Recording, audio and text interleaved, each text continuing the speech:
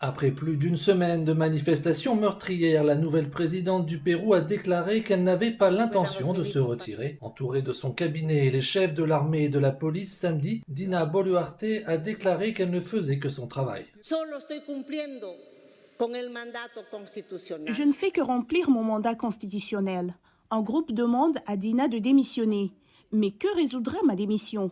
Le problème sera-t-il résolu? Le problème ne sera pas résolu.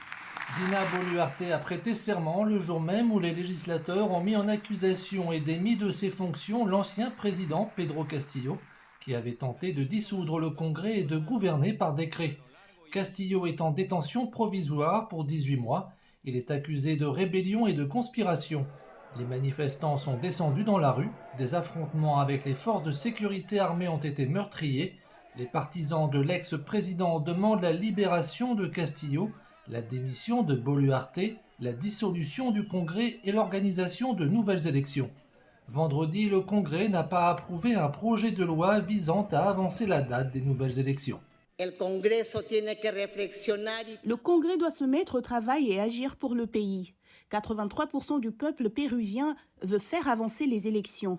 Alors, les membres du Congrès, ne cherchez pas d'excuses pour ne pas avancer les élections.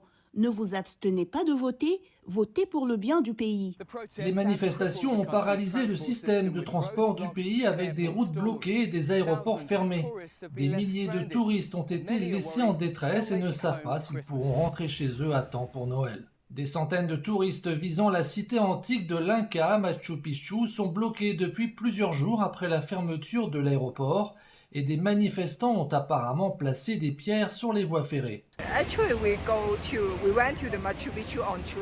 En fait, nous sommes allés au Machu Picchu mardi et ensuite nous avions prévu de prendre le train et d'aller à Cusco.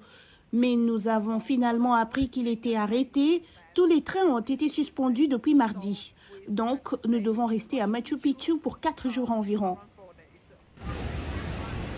Lee a dit qu'elle avait envisagé de descendre à pied la voie ferrée pour atteindre la ville principale de Cusco, mais elle était accompagnée de sa mère et avait de lourds bagages. Les autorités péruviennes affirment que les forces armées tentent de secourir les touristes âgés et malades avec des vols humanitaires.